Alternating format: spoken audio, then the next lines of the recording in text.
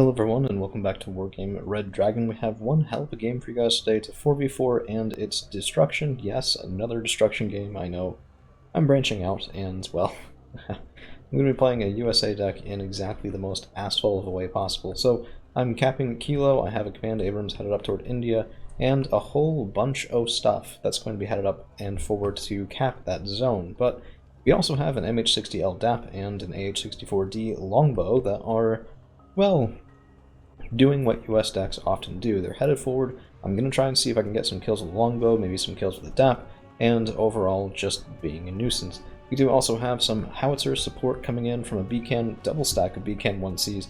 Brutal fire support so early, and this is a common reinforcement route, and we can see there some things are stunned and taking fire, and I see that, and the Longbow is going to be trying to do the best that he can. So, we're moving that over. The DAP is going to be screening as 2 attack helicopters around the crest of that woods, and let's see, 1 big heavy tank, 1 shot, 2 shots, 175 point kills each, 350 point lead right here off the bat, and just more and more and more. Of course, we do take a little bit of a turn fire, and that is to be expected. I did anticipate there being some AA there. We take 1 hit, and I get just barely out of dodge, as I get a little bit lucky there, and the last AA does miss. DAP gets 2 kills, but then the AA... well, yeah, there's a lot of stuff there, and the DAP is all on his own. So we take 2 hits, down we go. But still, 180 points worth of kills off the DAP, and way more off the Longbow. That is a wonderful setup to a game of Destruction. So, we do also have a lot going on here in Hotel. Conquerors moving up for Akotsar, and we have Gabibo over here as well. KA-52, MI2 row, lots of scouting, and, I mean, decent capabilities, the KA-52 as well.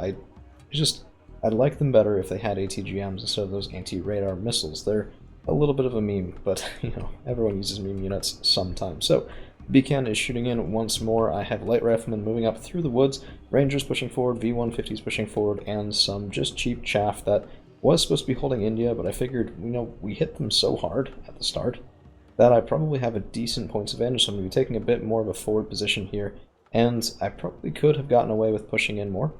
But, well, you know, opportunities, as Jack Sparrow once said, he likes to laugh at them as they wander by. So, Stinger team going in, shooting at the KA-52, not able to quite get the kill, and these guys do have wonderful accuracy, but the range is just not all that great. And in the meantime, we have Dragon 21 moving forward here, engaging with Prozminski, and it looks like there is a relatively forward position to the Red 4 team in Echo and Lima, which is something we have to be wary of. But over on this side, we see 2 more tanks.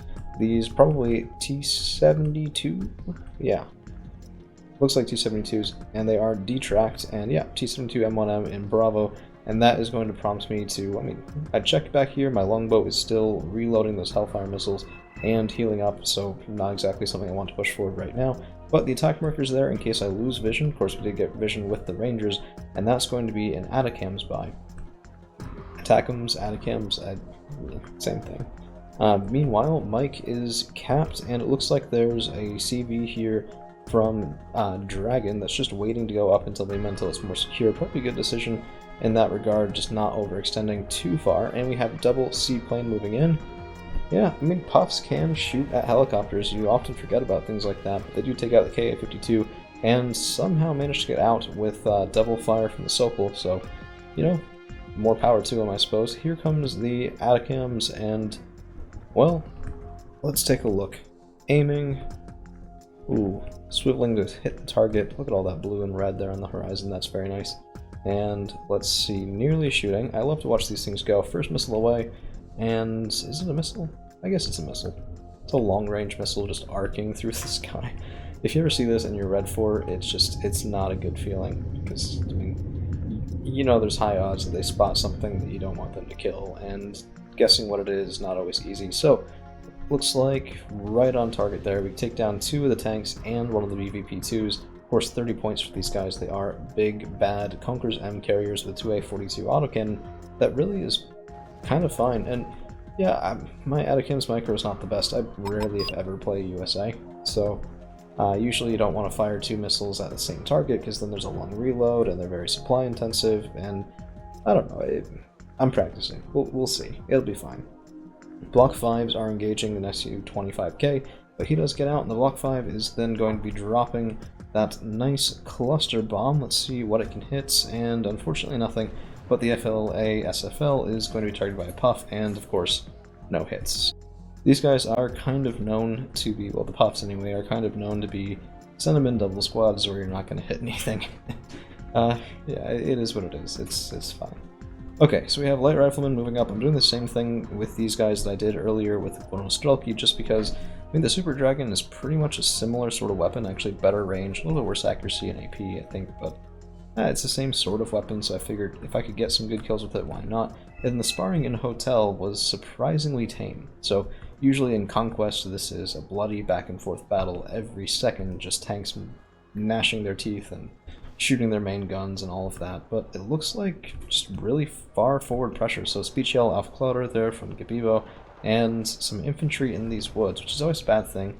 If the Red 4 team secures these woods, they can put ATGMs up here, it screens out heavy tanks, and then this position becomes, you know, they're pressuring you back into town. If you lose this town as the blue 4 side, the current blue 4 side of the map, it's gonna be a bad day. So I highly recommend don't let them get into these woods, don't let them take those woods, don't let them take the town. It's just, it really screws you over, because, I mean, maybe not so much in destruction, where points, well, kills matter more than zone capture, but certainly in Conquest, if you do that, you lose the hotel zone, and then even if it's 50-50 everywhere else, losing that center zone loses you the game. So unless one of your teammates is carrying and you go through Bravo, Echo, Delta, things like that, you're going to have a really bad time. But T-62's not in a good engagement, and the M1A2 Abram double squad does take them out as an automatic gets direct fire in. But here comes a seaplane, probably looking right for that automatic, and guns off, guns on, shooting in, what was that?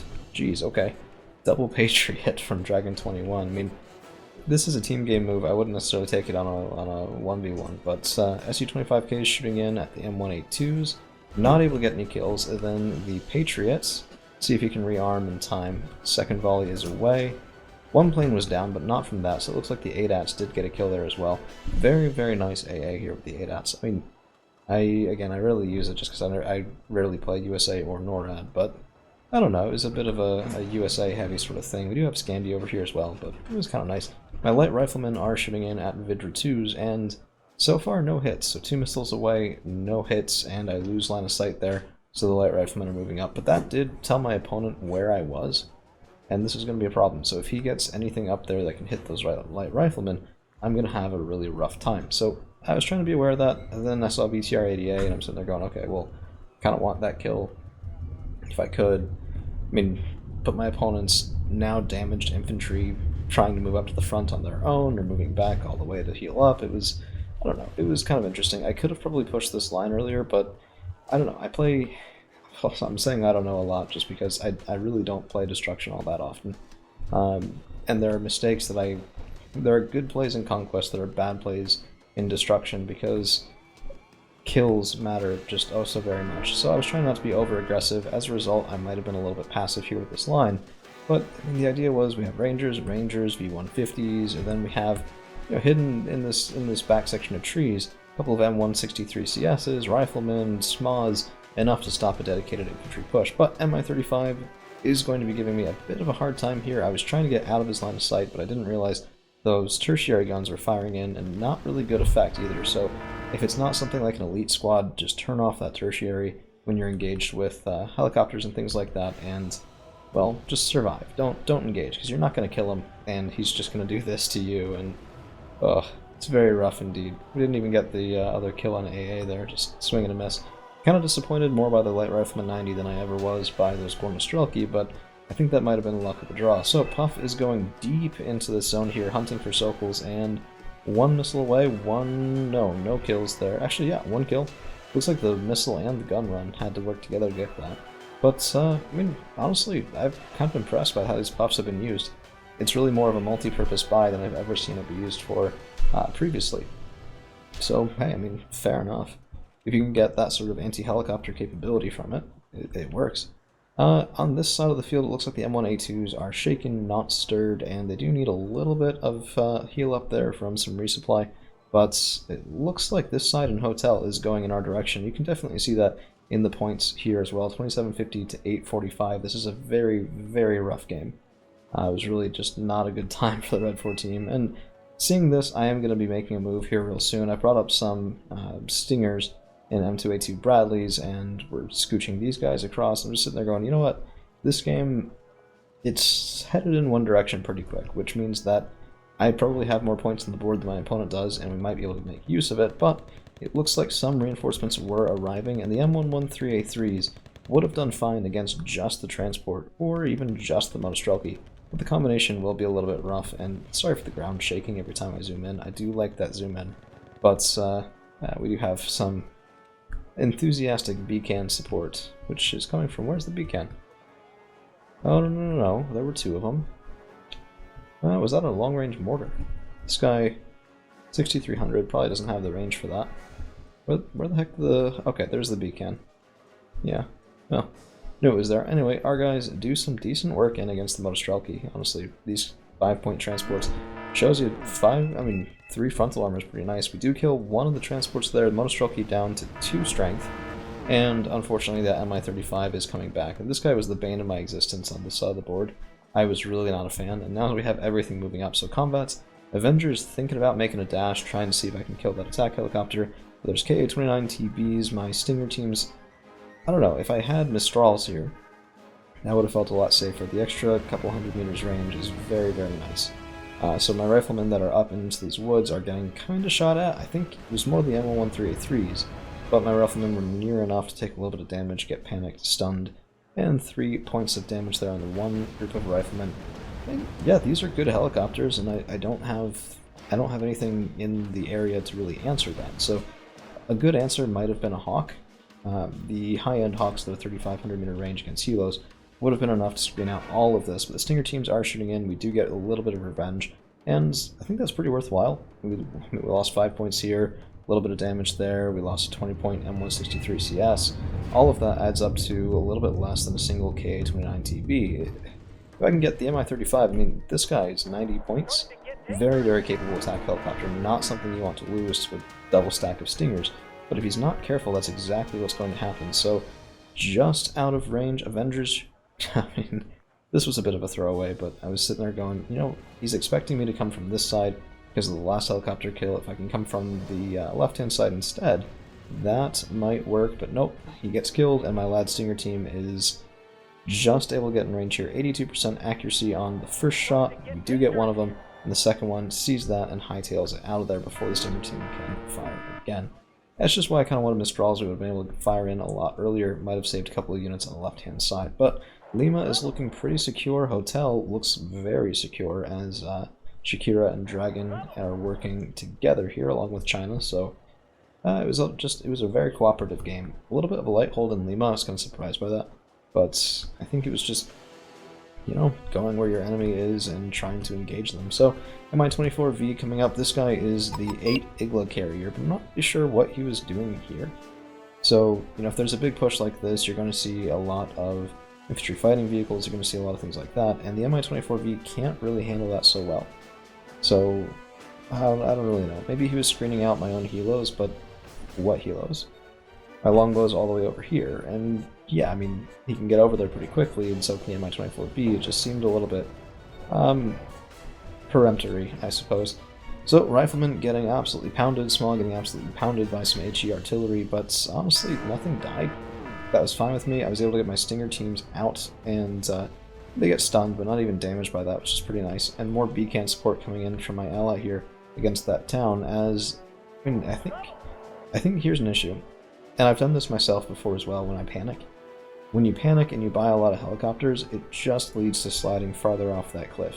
Unless you can keep them alive, get a couple valuable kills, but to do that, you need good forces on the ground. So, if you ever are panicking and you're looking for, oh my goodness, what can stop this, don't reach for your helicopter tab first. Or at least don't reach for it exclusively. So, here's a bit of a mistake. My starships are moving up. These guys are very cheap, but not cheap enough to be thrown away like that. So, 10-point, 20-point tanks I would do that with. Probably not the starship again. I was just expecting the M81E1 main gun that's 5HE to do a little bit better against infantry than it did. It just doesn't have the optics. So Poor optics means that the Spetsnaz crew are going to fire first. We did almost get a kill here. Did actually survive the RPG-26 to the face. Kind of surprised by that. 20 AP power against 10. 10 frontal armor is not bad. And yeah, we do get a little bit of revenge, but definitely still valuable work from the Gorn Strelki. KA-29 TB coming up, and I'm far too far out of range again. So I'm buying a DAP, just saying, hey, you know, we'll get over here, and there's a little bit of a risk from anti-air. I didn't think it was that large, just because line of sight is going to be tricky around here, and I didn't think that anything back there could really be that impactful. So my riflemen are getting killed off. They, of course, were mostly killed by that HE artillery, and that stuff really does do wonders. So it's forcing me to move my M2A2 Bradley back. My rangers get into the trees, but just barely, and if I can't get something up here to kill them, that's going to be really rough. So the Hawk Pip 3s are trying to get up there as quick as possible. We do get one missile in, and it's a hit, and the second missile, unfortunately a miss, but the third is there, 40-point kill. Mi-24V, nice response from Bizik, with moving that away before the Hawk Pips can get another shot into the air. But Hemp's coming up. I did know these guys would need resupply. I've already called that Hempt, and the DAP is heading over to see if he can take care of that Mi-24V. Probably should have peeled back at this point. There's an FLA-SFL 256 there. Relatively long-range missiles, and I didn't think it would be that great, but I don't know. This guy's definitely out of reach. The DAP is circling back, and we do get a kill on a T-80 from the M2A2 Bradley, which we'll know. Yeah, what's that? What was that from? It looks like the Longbow. I mean, fair enough. DAP's coming over this way, trying to answer as Armored Division here is engaging my riflemen on the side. These guys are not made for this sort of fight, so there's Prozminski, but it's really the, it looks like Mi-35. Oh no, not entirely sure, but it looks like their transport helicopter is really what's railing these riflemen pretty hard there, and we have the first surrender as Gabibo gives up the Ghost, and I really don't blame them at this point. Third gate, 75 kills to 1480 is very lopsided, so let's just get through the rest of it as, yeah, I mean, I lost a couple units there, but that's not going to be enough to save the Red 4 team. So, 41-55 to 1575, very lopsided game indeed. 12-20 to 625 for kills for me, and you can see in these KDs that I'm just not quite as used to this game mode as my allies, so they definitely had a little bit tighter play in terms of keeping their things alive, and I mean, that would be a nice skill to learn even in Conquest. Make good trades, don't make bad trades, and prosper because of it. So, that's all I've got for you guys today. Thank you all for hanging around, and we'll see you again really soon.